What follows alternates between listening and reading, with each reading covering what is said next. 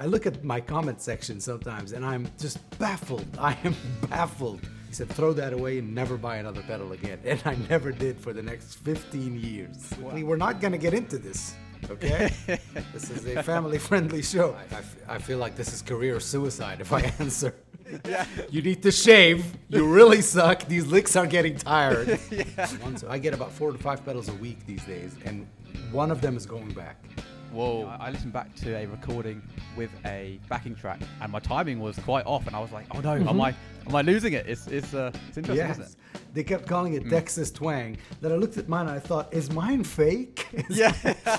Hey guys, welcome back to the Pedal Porn Podcast, and today we have a very special guest, Mr. Buddy Blues. Buddy is an Orlando-based musician, one of my favorite YouTubers who does some of the best gear reviews, and his humor infused with some of the best phrasing on guitar you'll ever hear. And Buddy is certainly not afraid to give his opinion on some of the more hotter topics in the industry. So I think today might be a great chat. So yeah, Buddy, thank you so much for giving us your time today. I've been wanting to chat to you for a while, and this is the first time we've actually linked up like this. So it's awesome to chat. Thank you. Thank you so much for having me, man. It really is a pleasure. I love being here. I'm trying to think how long we've been aware of each other on Instagram, and because we're definitely a part of the same kind of niche on Instagram. We see the same faces, and we're very much a part of the same community. So yeah, I'm trying to think how long that's been now that we've met. Ever since you released the Texan Twang, ever since it was right around the time I was getting into pedals, and a friend of mine lent me his Texan Twang, which is Texan, not Texas, by the way, in case you were wondering. Yeah. Here to help you. Yeah. So he lent me it, and it was my introduction to pedals. We're talking about end of 2019, beginning 2020. Right. So I saw that pedal, and it was incredible, and I followed you guys. So it's been about 3-4 years, hasn't it? Yeah, I think so. I think one of the first videos I saw, which I actually reshared this morning, was a really funny clip of your wife. So the way both of these pedals have the same platform, right? They're the same enclosure. I need to tell you because how do you know? How would you know? They're the same enclosure. So whenever you put them on top of each other, they completely and if you take a picture from the top, they completely disappear. It looks like there's just one, right? So I did a video of me filming.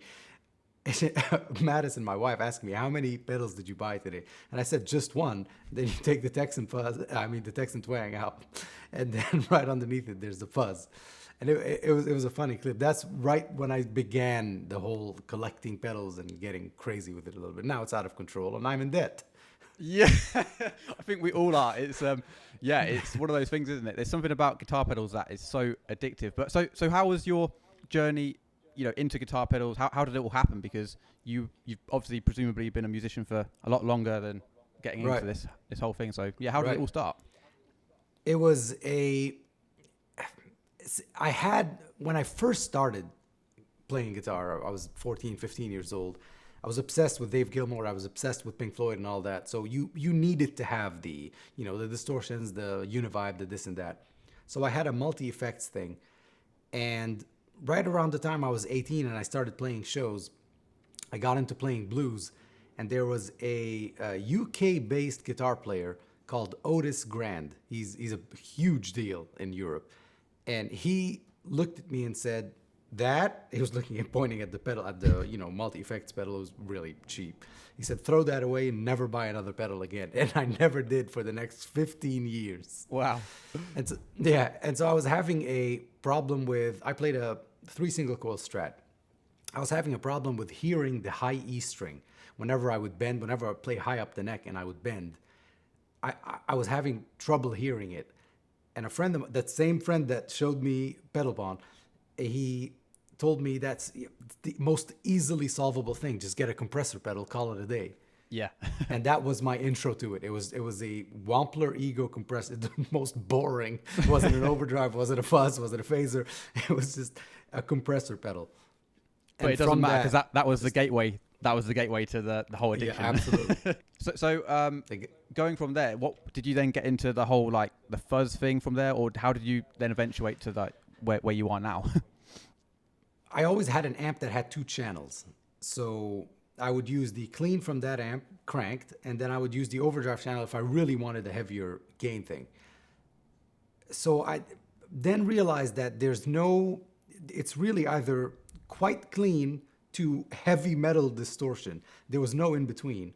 And then I needed an overdrive pedal. And I went with the JHS double barrel, which is I forgot what it is. It's a blues breaker and a tube screamer, I believe. Yeah. Combined together. And that was it. So then I learned about gain staging, and then, really downhill from there. Fuzz, I was very late to the fuzz game. Quite late to the fuzz game until, I've always loved Hendrix, obviously, but I obsessed over Hendrix in 2020. So then I wanted to find the Hendrix fuzz. I wanted to find that fuzz that Stevie Ray Vaughan plays, but those fuzzes are never extremely high gain. So I was trying to find that, if you will, low gain fuzz that you can control with the volume knob, and it's a problem now. Yeah, that's right. Because I have them all. Yeah, exactly. There's something about fuzzes where you can own 20 and it's almost justified because they all do something slightly different. But absolutely. I don't know what your wife thinks, but to people that don't necessarily play guitar a lot, if they see someone with 20 fuzz pedals, it's a very strange thing. But as guitar players, we can justify it as, they've got a slightly different silicon. Yeah, absolutely. Yeah. This Strat looks exactly like this. What's the difference? They're exactly the same. They're not, are they? Exactly. Unless we're the ones who are insane. Who knows? Yeah. Yeah. One day we'll find out. But it's so cool to be a part of this whole thing on Instagram and YouTube, and it makes you feel not so insane because everyone has the same addiction, and it's it's just a great community to be a part of. You get some people that can take it a bit extreme, and not everyone's friendly or whatever, but you get the majority of people. It's compared to some industries, it seems to be quite a nice, closely knit like community. Isn't it? It really is the best community I've ever been a part of. It really is, and no matter what niche you're in, whatever you're doing, there's always going to be people that, just like you said, people that are highly extreme about it and stuff like that. But really, the industry that we're in, we're all chasing the same thing, regardless of what music you play, from doom metal to classical guitar. Yeah, we're all chasing the same thing: having fun and getting a good sound or getting the best sound out of your equipment. Exactly. That's really all we're in it for. It's fun. At the end of the day, it's fun. That's where it gets a bit dangerous right there, because getting the best out of your equipment, that's the whole thing, isn't it? You could just have one guitar, one amp and one pedal and try and make it sound good for the rest of your life, but it doesn't turn into that. It turns into this, if I just buy that pedal, I might sound like this person. And it's a dangerous game. It's a dangerous game. It is. So some things, though, in our defense, some things, there's just a few sounds that are quite impossible to achieve without for example, when I wanted to play let's say Machine Gun by Jimi Hendrix, for example, when I was completely against pedals, how am I going to get that univibe sound? How? Am I going to just do this to the tone knob? That's not even how a univibe works. How am I going to get a wah pedal sound? I'm going to put the tone knob on 0 on the neck and do this to the switch until it breaks. Some things are just impractical. Yeah, that's right. Yeah, no, that's so true. But there is those guys out there that says you should do that, isn't there? Like, I see guys saying, just don't use pedals. A bit like the guy that you talked about before, actually. There are guys that are very much purists and they really hate guitar pedals. And that's why it's so funny to see this polarization in the comments sometimes. Like, you get guys that have 3-tiered pedal boards with 50 different dual overdrives, and then you get the guy that's just plugging straight into his amp, and he's like just yelling at these people online. Yelling at us. Again, as long as you're having fun, man, whether you have 100 pedals and you're not hungry and your family isn't hungry, and if you have one cable and a line 6 amp, both of these people could be having fun. That's what matters. This is why sometimes I look at my comment section sometimes and I'm just baffled. I am baffled by how someone could be so upset because I've used this pedal the way I used it. Like Sasha makes fun of me a lot for having. Don't worry. Sasha just makes fun of us in general. So yeah. We're all in his crosshairs. But he makes fun of me a lot that I have really bright tone, for example, and I tend to put the tone knobs on an overdrive pedal at the middle side of thing. But again, it's all fun. I like bright sounds. Jimi Hendrix's sound and SRV's sounds were very, very bright. They were not dark. Oh, 100%. Yeah, if you listen to a lot of those old school recordings, and even guys like Buddy Guy, I saw Buddy Guy live, and it was so piercing that it was all treble, and it worked for him though. So it's definitely acquired taste and whatever. But it's I mean that's one of the things that I find in the comments. It's so funny how you can get one guy that is like, oh my god, you sound like Stevie Ray Vaughan. Then you get one guy in the next comment within the same like the same thing saying you sound nothing like him, and that's where you get these interesting debates sort of sparking from. People's perception of sound seems to be so different. It's just it's crazy. Which teaches us something, doesn't it? That's the job of in my opinion, I don't know if I'm glorifying my job too much, but that's the job of a demo artist, I think, is that you can take RJ Ronquillo, for example. He can make any pedal sound good. And you see that a lot in the comments. Man, you can make any pedal sound good. Right, he can, but when it comes to how to tailor your playing, not your tone, your tone's going to remain the same. But give Eric Johnson a Squier Strat. He's going to sound like Eric Johnson. But how you tailor your playing to that pedal, you have to really neutralize yourself. You can't completely neutral, but you have to neutralize yourself. You have to neutralize your playing and really focus on what this pedal needs, or how someone's going to play it, or how this guy's going to play it. And you have to do all of that all at the same time. So, and a lot of these guys that, like we're talking about the community, a lot of these guys are very good at that. That's what I'm trying to get to. Because there's too much buddy when I'm playing these days. Yeah, no, 100%. So how did you actually get into doing the gear reviews? Was it a conscious decision, like I'm going to start this channel, or was it it slipped into it? Was it? No. I never. If you watch my very first, it's still up. If you watch my very first YouTube video, in that video I say 100%. I think it was the Wampler Ego. I say, this is not a demo channel. This is never going to be a demo channel. I never want it to be a demo channel. In the video, I say that. Wow. Boy, did that shift. But I wanted to, the whole point of the video of the YouTube channel, I started in 2020 when everything shut down, all my gigs stopped and stuff like that. I started it I was thinking, I've spent 15 years of my life playing guitar, playing shows live without ever using a pedal.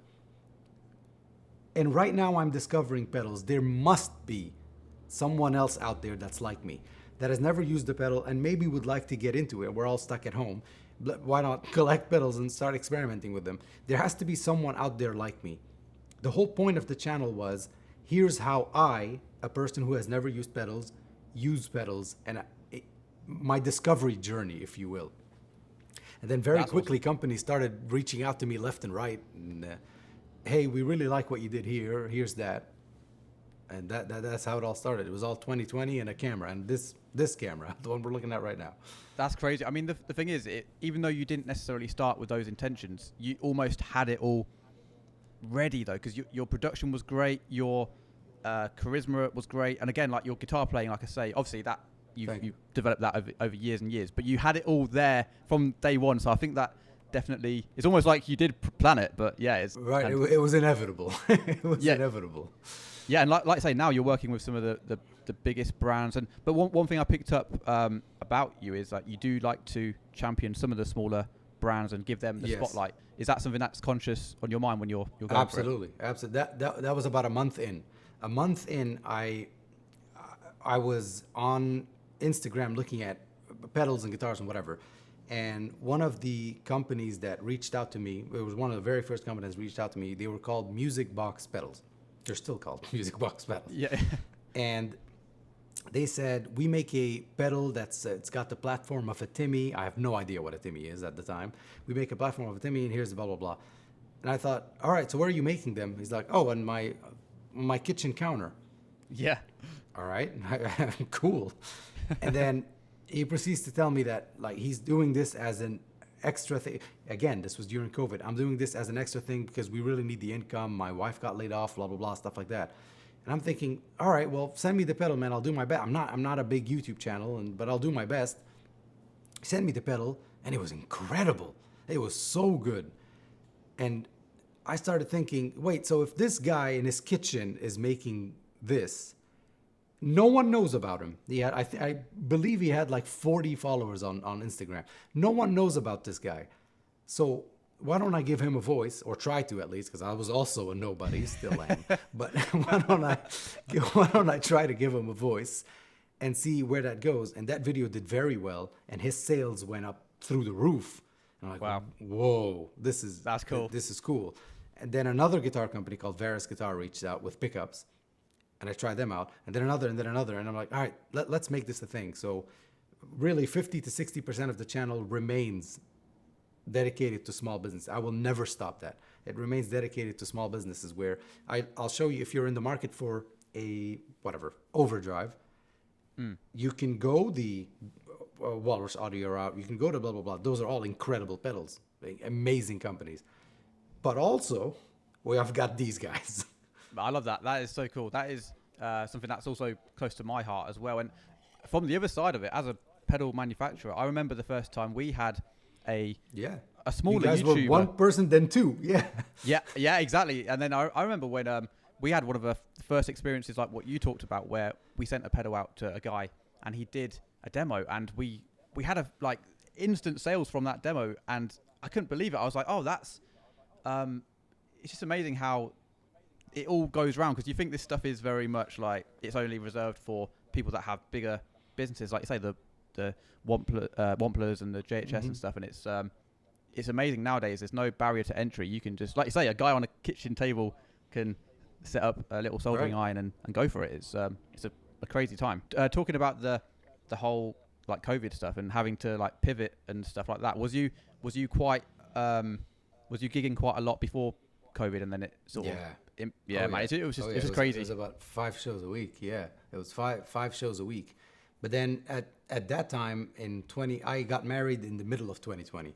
So before that, I was doing 5-6 shows a week, like non-stop. But I was already kind of cutting down on gigs so I can be home with my wife, so that I could be a husband. Yeah. And so I was cutting down on the shows, but then everything completely stopped. But I'm in Florida. Florida reopened very quickly. Some may say too quickly. We're not going to get into this, okay? This is a family-friendly show. So Florida reopened very quickly, and we were back doing shows, but restaurants still had a mask mandate, so I had to play and sing with a mask on. It was a whole thing. Oh, wow. Yeah. And then I started, right around that time, I had already started the YouTube channel. And I thought, maybe there are other outlets to where I can express the music and do this and play guitar for people, rather than in bars and stuff like that. And then all of that kept, as the YouTube channel grew, I started taking less and less gigs, until right now I only do a Saturday night blues night at a venue, and just the big shows, like the big festivals and stuff like that. Yeah, it keeps you fresher, doesn't it? Keeps you in the game, because it really does. Because if you sit and play with the backing tracks at the house, and then you have to show the pedal, you're playing by yourself.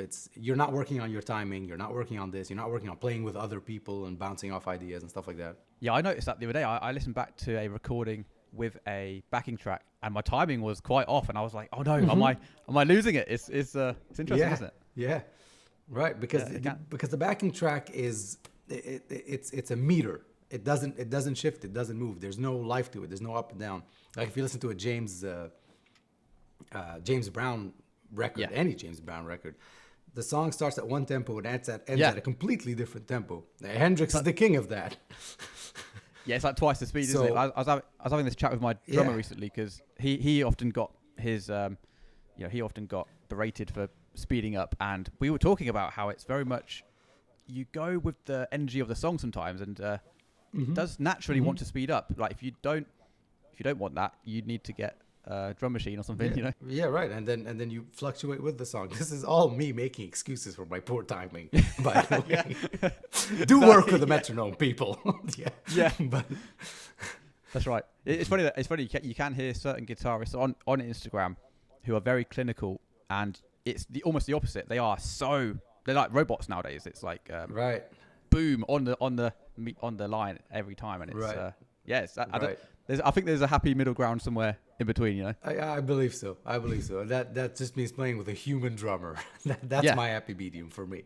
What are your goals for the channel? Is it to just keep growing it? And I think so. I'm very grateful for the demos, for the companies I'm working with and all of that. I'm really grateful for that. I'd like to, like this year I started a new series because last year I found myself doing only demos. Like 2022 was anytime I was on YouTube, it was me showing you something.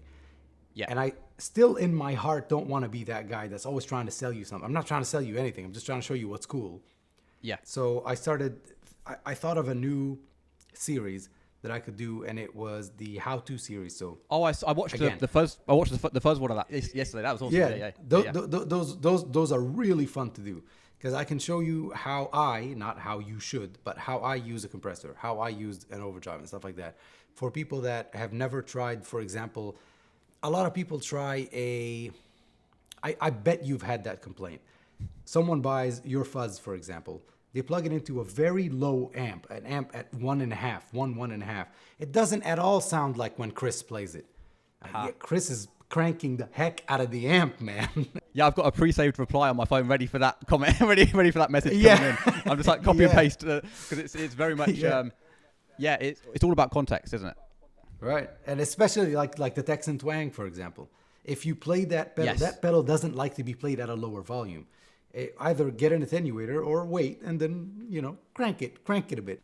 100%. Yeah, that is very much and maybe that's why I need to do a better job of delivering in which context it will sound best. But on that note, we actually got a viewer question before tying into this. So if you don't mind, I'm just gonna read it out. Yes. Eric_FIR said, "Dirty amp or super clean amp for a fuzz pedal platform?"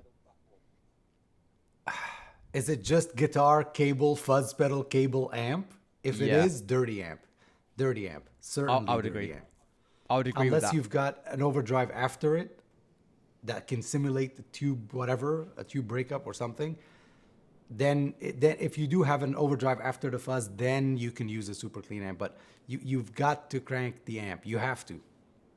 Yeah, I'd agree with that. If you don't do that, you get the more nasty, raunchy fuzz, don't you? Where it's like, fizz. Yeah, exactly. Yeah, it's and it's you don't. I mean, there's a certain time and place for that, but you are right. That's why I use an attenuator because then I can get the amp, very much cooking, and then the fuzz, works really well with that. So those how-to episodes and that style of content, are you trying to push it more towards that going forwards as opposed to the strict demos? I think a third. Maybe less even. A quarter. I'm gonna keep half of the channel dedicated to small businesses, and then a quarter to the how-to stuff and other stuff. How-to stuff and other stuff. Yeah. And keep doing demos as well because I can't lie. The demos are great. I get if I'm ever on a release, for example, with some of the biggest names, it's cool. Let's be honest here. It's really cool to be on a release with RJ, with Sasha, with all these guys. You know what I'm saying? I sometimes see that with. I've never been a part of that clan yet, but I've seen a part of.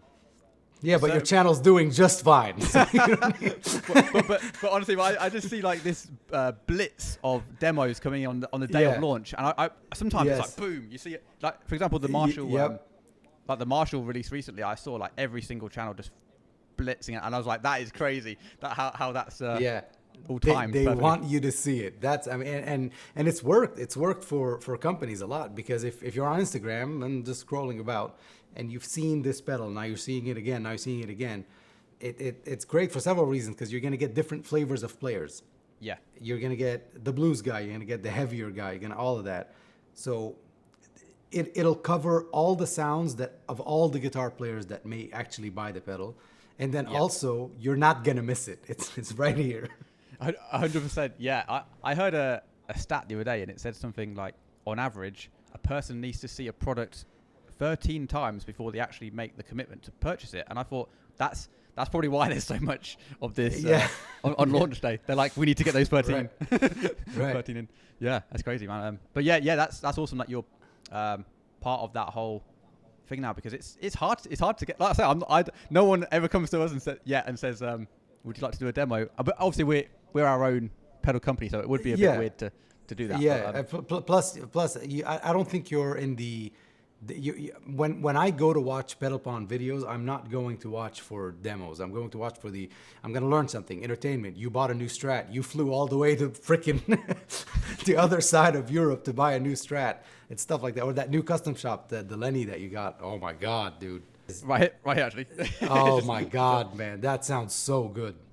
Oh, thanks, but I tell you what, there's something about, I think it's the pickups or something in that Strat. There's something about that Strat which, I really love. I mean, and yeah, that's what I'm trying to do with the channel, really. I'm not trying to be a strict, because we started off as a strict guitar pedal demo channel, and I'm glad it's taken a bit of its own life now, and that's one of the things that I try to do personally. I try to sort of deliver value to the audience instead of saying, buy pedal porn.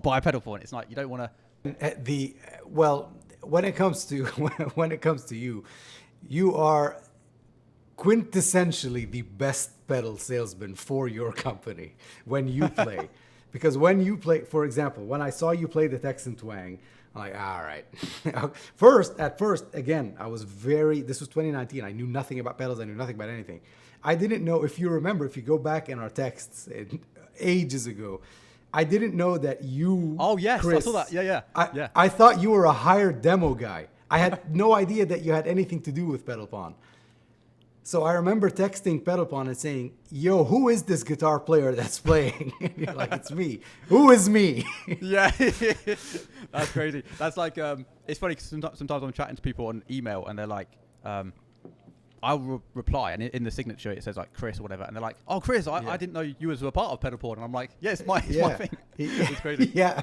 I thought you were just a demo guy working for the company. Like they just called you in and said, "Hey, play this pedal for us." Essentially, that's all I am really. I'm just a glorified pedal. Yeah. That's it. Honestly, but yeah, no, I appreciate that as well. Thank you. I always, this is maybe a controversial thing to say, but I always feel like if the person making the pedals or whatever can't make the pedals sound how the audience should be making them sound, then I don't know if I'd necessarily want to buy from that company, because for example, someone like Jesse Davey of King's Home Guitar, he's like insane. Mm-hmm. Like, oh God, yeah, same with Scott McKeon and stuff, and they make those pedals sound like how I want to make them sound, so therefore I have trust in those guys.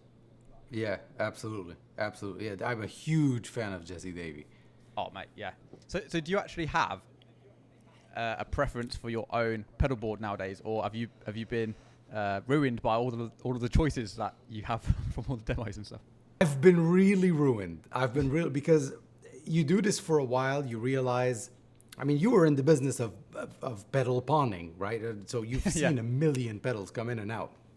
So you get ruined by the choices, because no one these days, with the technologies we have now, no one's making bad pedals. There's no, oh my God, this sounds horrible, except for the stuff like you get from Amazon. It's like, even some of those are alright. Yeah, even those. Yeah. Horrible sounding pedals, or pedals that just don't sound nice.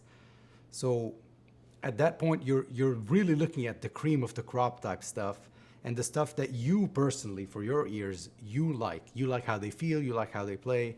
Like, for example, how many overdrive pedals can there be in life? 1.5 million, right? A day. Yeah. But the Thorpe Effects Dane, for example, when that came around for me to demo, oh my God, that was one of those things that stopped me in my tracks. Okay, this is special. This really, really needs to be on a board. So it's stuff like that. It's the really, really special stuff these days. Yeah, so nowadays that's probably something to take note of as a manufacturer. You have to have something that is really almost unique, but still derived from a classic in a sense. Because otherwise, if you come out with something too crazy, people also are a bit like, oh, I don't know if I trust that yet, or it's a fine line. But so where do you see it going in like 10, 20 years? Do you think people will be sat there just using, digital modeling, or do you think it's going to get even crazier in the boutique market?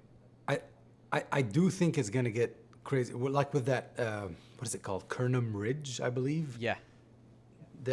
I think we're all going to go that route. I think it's all going to go. I don't know. There's going to be a few more analog stuff here and there for the purists, like like you and I, but the shift for Strymon stuff. I'm not sure about the Helix and this gang yet. I'm sure they'll get better and better and better, but I'm not part of that group yet. Yeah. But the Strymon stuff, and even some of the Strymon stuff is analog, but the more digital stuff with the presets and stuff like that, an overdrive pedal that does, you click a knob and it switches from clon to tube screamer to stuff like that, but that's not this big. Yeah. I don't know. I think that's where it's going, but you'll always find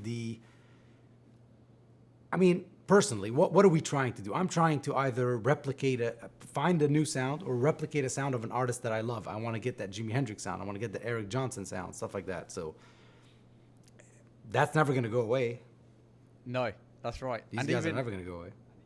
Yeah, and that's the fascinating thing about this industry. No matter how good AI gets and technology and stuff, we're always going to have those nostalgic wishes of trying to recreate the tones of our favorite heroes. So I think it's going to have longevity in the next, however many years. Like even in 100 years, there might be still people listening to Steve Ray Vaughan like, oh, how did he get that Leslie sound? I don't know, whatever it is, Exactly. And a company who shall remain unnamed, sent me a few plugins on the computer where it's several different amps and stuff like that. It was great, man. It was wonderful. It was amazing. It just wasn't me. So that was one of those demos that I said, I won't be able to do this demo. So, but isn't that going to get better? I mean, if it's already this good, I'm saying it's this good, but that's going to get better time and time again. And the Neural DSP quad, what is it called?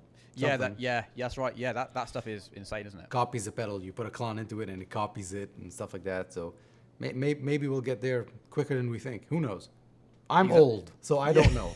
Yeah. Well, do you buy into some of the hype of some of the more, let's say, mythical pedals like the Klon, and what's your take on some of those insane pedals? I had a Klon at the house. It wasn't mine. I had borrowed a Klon from like a 96, 97 Klon, whatever, silver. And I did a comparison. It's on YouTube. I did a comparison with different tiers of clones that I have. I believe it was Klon, then the Archer by J Rocket, and then an $89 Klon, something like that. No, I do not buy into the hype.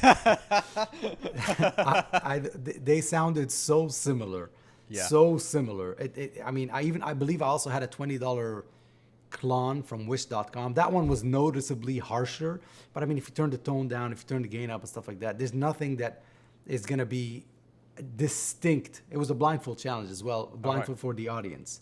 Right, yeah. I played it and I said, you tell me which one's the real Klon. And 50% of the people chose the Wish.com one. Honestly, yeah. So is it the pedal, really? Is it? That's funny that you just mentioned that, because that's something that I've done recently with the... I did a comparison with like a vintage Strat and a Squier. Yeah, and also, the Squier one, yeah. Yeah, and also like the 9-gauge strings versus 13s, because I was getting so many the people... 13s. Yeah. I was getting so many people in the comments saying, oh, Chris, maybe just use like... some proper strings, put 13s on, and you might actually have some decent tone. And I did it side by side, and they were, I think the 9s were unanimous decision that everyone actually preferred the tones. It's like all these. So did I. I like the 9s. I saw that video. I chose the 9s. Wow. See that's it, isn't it? And it's all these things in our heads. We're like, we put the Klon and the vintage stuff on a pedestal, and then, like you say, you do actually do a true blindfold test, and it's very much. Negligible difference, if that. The guy with the Klon right behind him. The guy with the Klon and the TS10s. Yeah. to be fair, yeah. The fact I've got 50 vintage tube screamers, that's not part of this conversation. Like. Yeah. No. But it's all ridiculous. But there was something about playing the vintage Strat compared to the Squier in my hands at that time. I was like, I do feel there's something about it, but it doesn't necessarily transcend to the audience. in an audio sense. Yeah, the audience hearing versus you playing. But then again, that's a part of the conversation that I kind of agree with the consensus is how do you feel, you personally? How do you feel when you're playing something? If you're happy, you're enjoying it, if you're getting a good sound out of it and a good feel out of the guitar or the pedal or whatever, this might be in my head, but you really play better. Yeah. I think. Like during shows when I get a really good sound dialed in, whether it's the room, whether it's the amp at a certain, whatever it is, I tend to play better, or I tend to play more relaxed, I should say. Yeah. So I know. I do subscribe to that faction. I think that's where I'd say I exactly agree with that sentiment, because and that's what, you hear guys like, I've heard some great rants about this in the past from like Chris Buck and Lee Anderton. They've said these very concisely and straight to the point, where they've said, yeah, if it makes you feel better, that's all that matters really, and it will transcend your playing. That's it.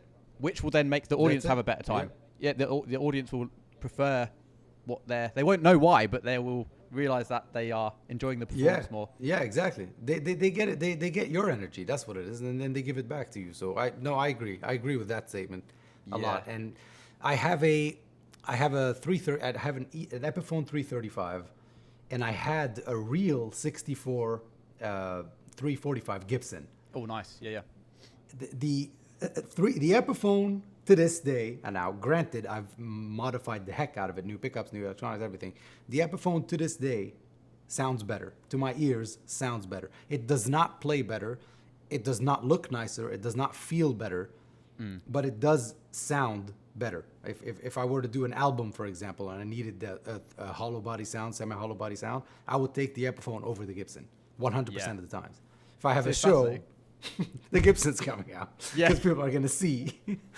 See, that's fascinating, isn't it? Because it's very much, it's weird. If you're trying to get the best net result, you go with the best tool for the job in most other industries. Yeah. But for this one, it's all about other things like creeping. I mean, I suppose it's the same with other bits. It's like with cars. I'm not a car guy, but if you get to a place, you're going to get to the place at the same time with a Ferrari or a really bad car.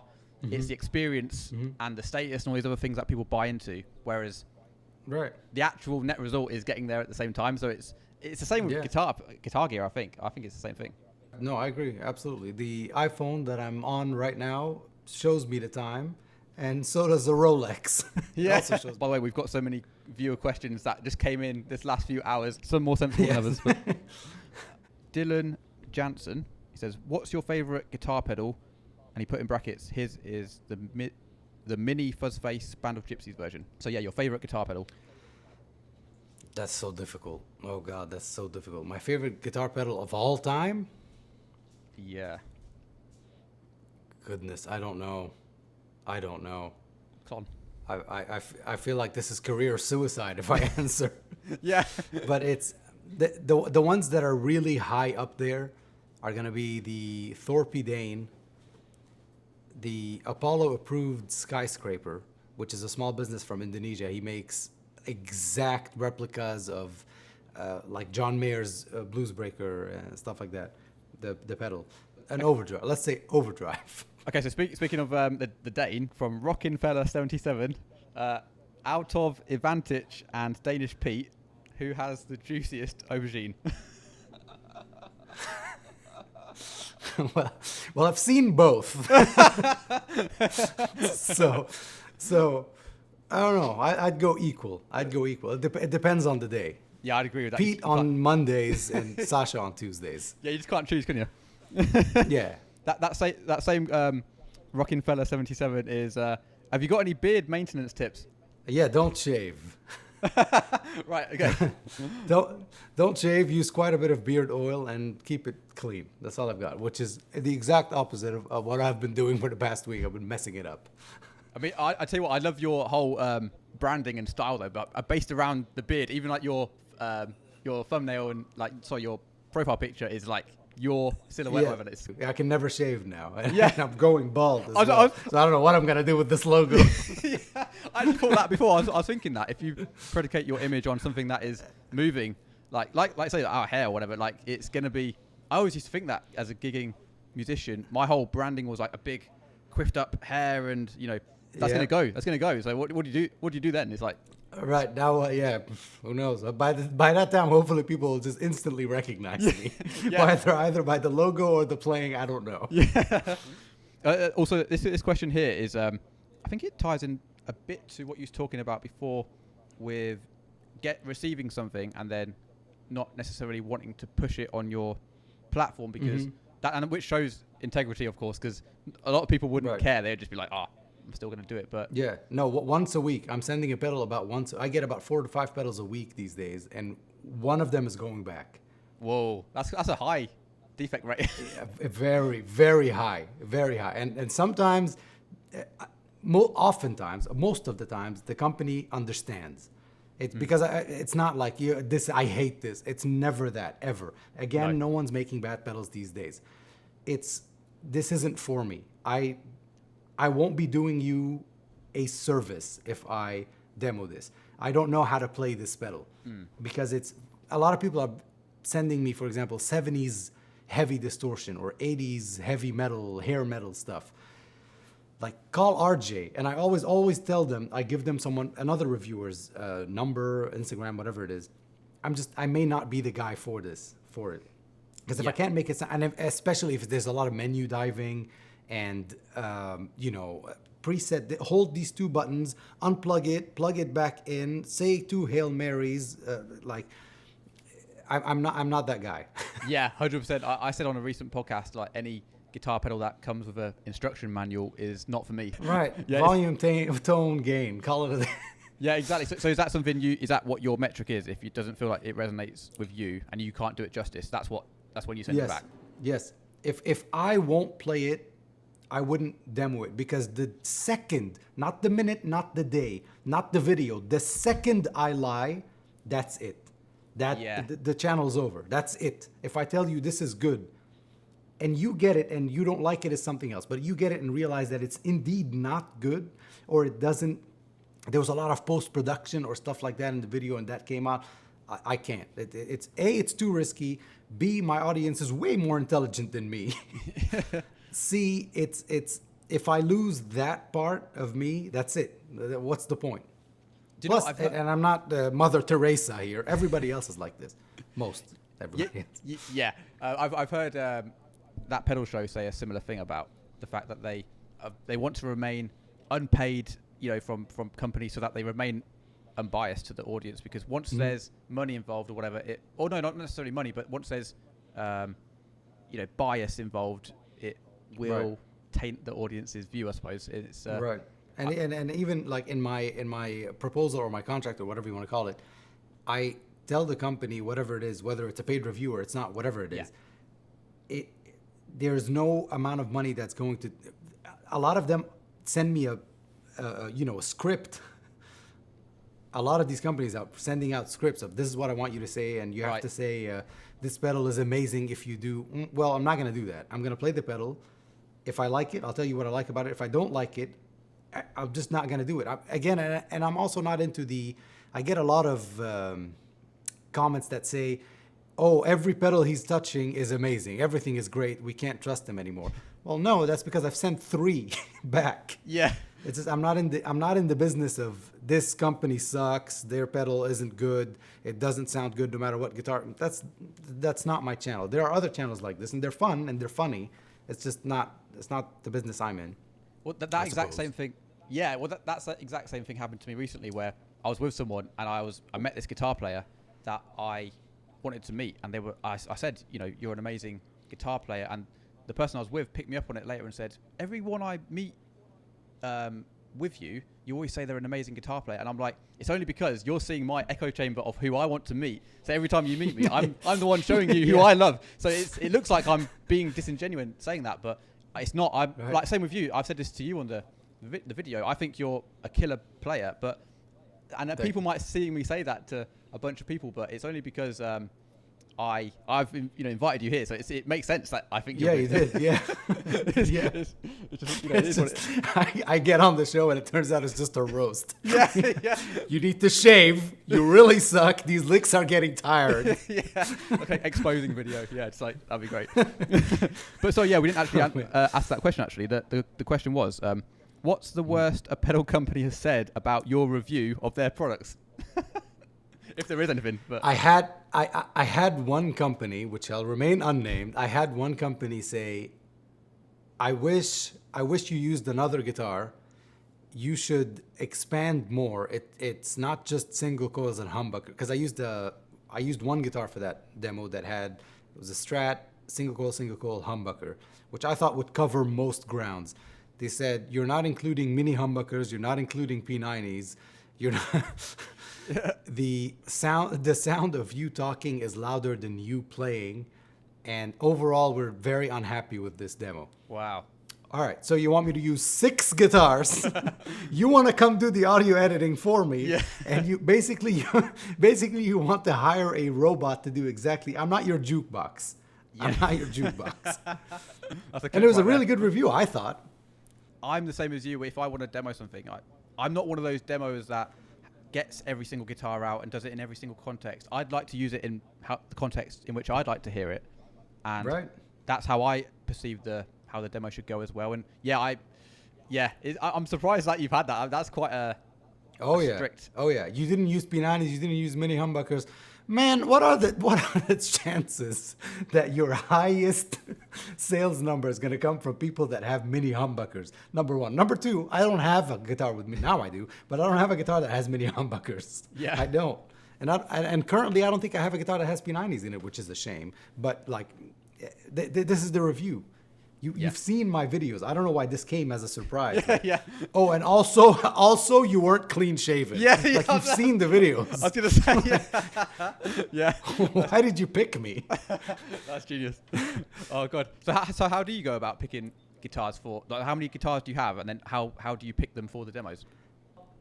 I think I'm about 38 to 40 guitars. Really? And yeah. That's a lot. The That's ones a that lot. you see in the video, yeah, it's a problem. The ones that you see, I'm in a lot of debt. If you want to send me money after this, that'd be nice. Yeah. The guitars that you see on the wall behind me, there's also 2 walls to the side that are also filled with guitars.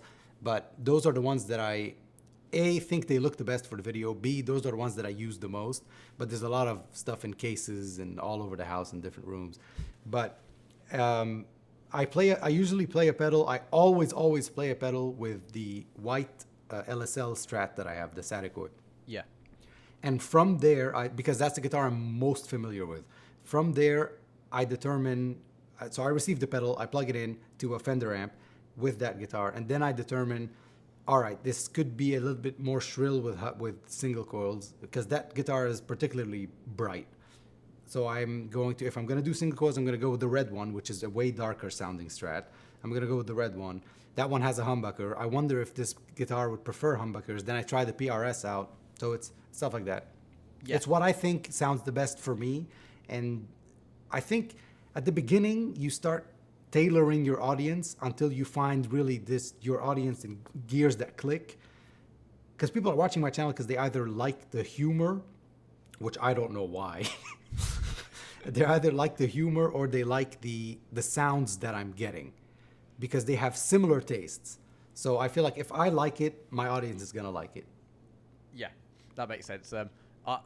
I'm one of those guys that does like the humor side of it, and same with Sasha's videos and whoever it might be, Danish Pete, whatever. It's just like you see, you sort of resonate with that humor where it's like sometimes it's very harsh, but it's just, it's just hilarious. I'd much prefer that than this is a TS9. It's very right. It's very much. I very much like that. Like that. That's why I watch your show. That's why I watch the Andertons show. That's why I watch Sasha. That's why you feel like you guys have the ability, like you again, Sasha and all these guys and Captain and Danish Pete.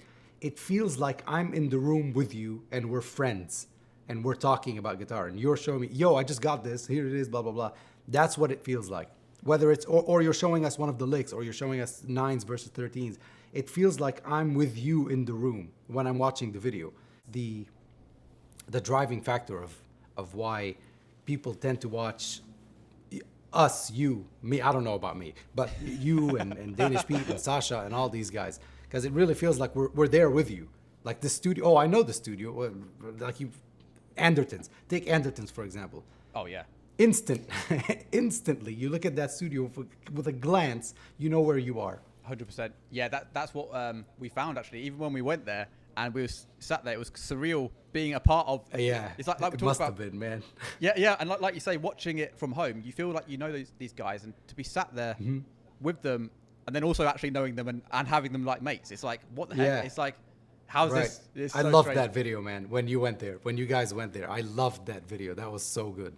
It Oh. it looked like you were having so much fun.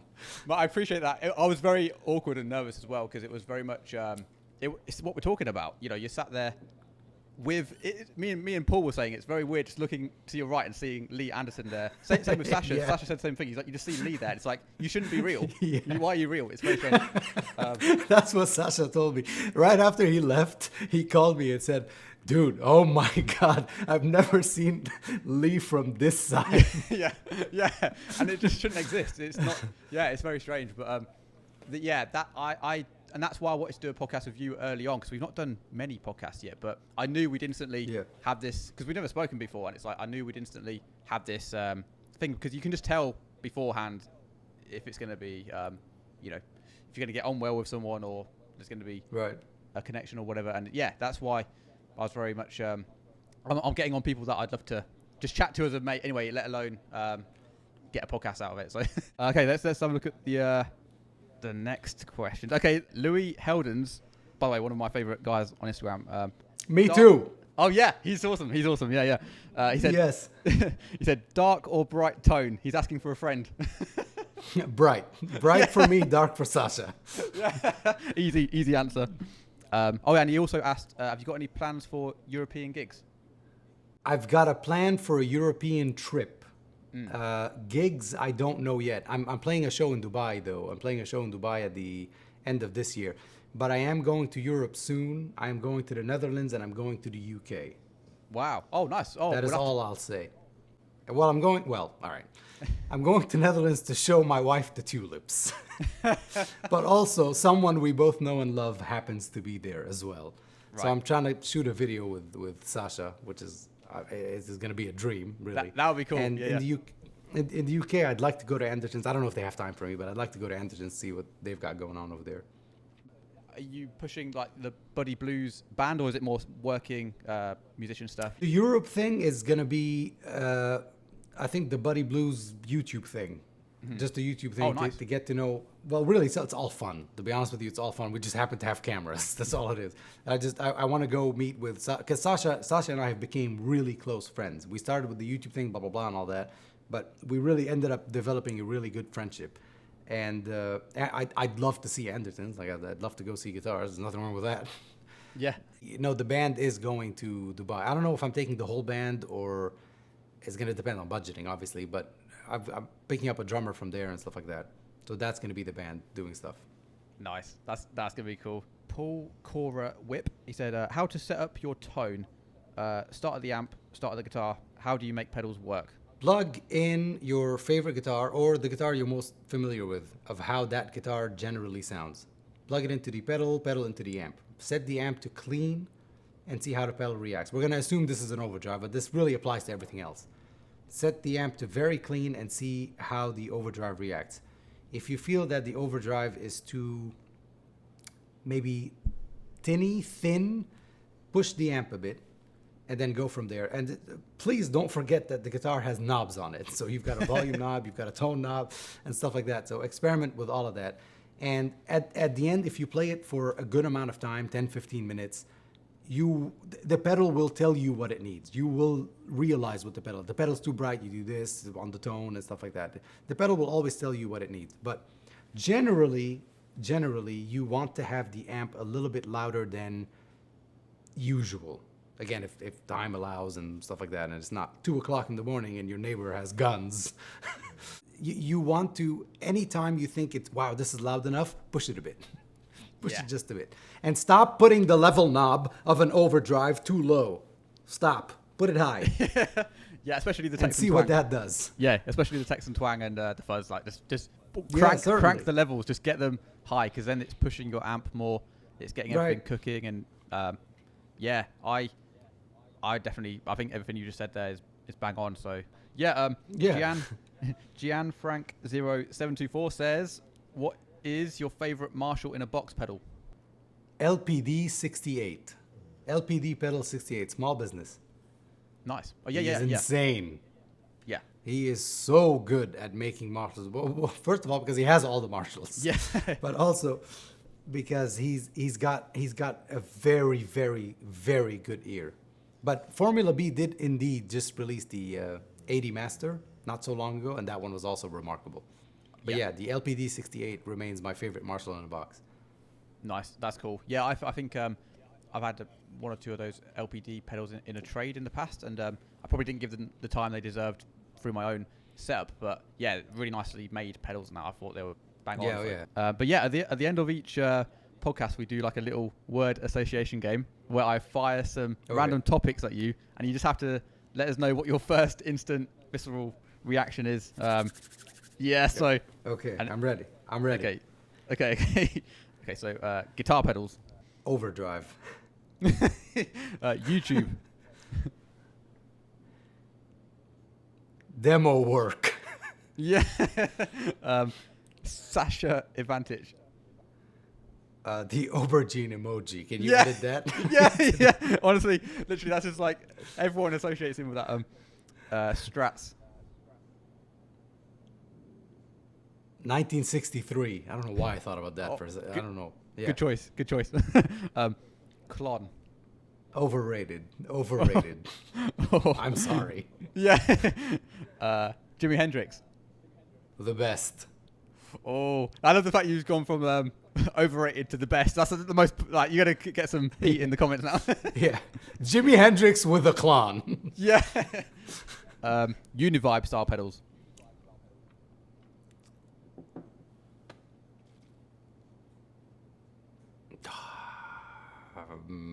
Woodstock. Yeah. Pedal porn.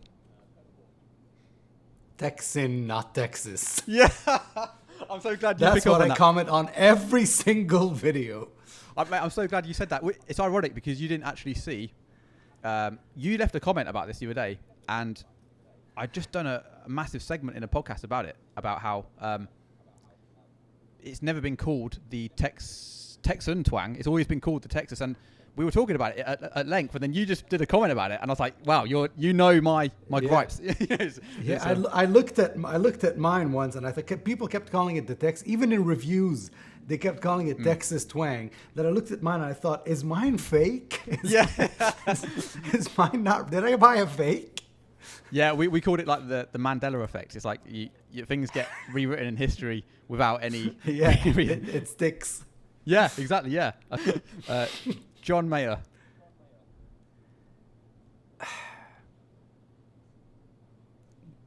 Strat. I was gonna say good tone. Strat.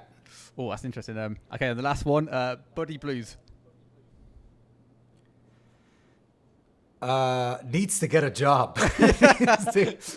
Yeah, honestly, that's genius.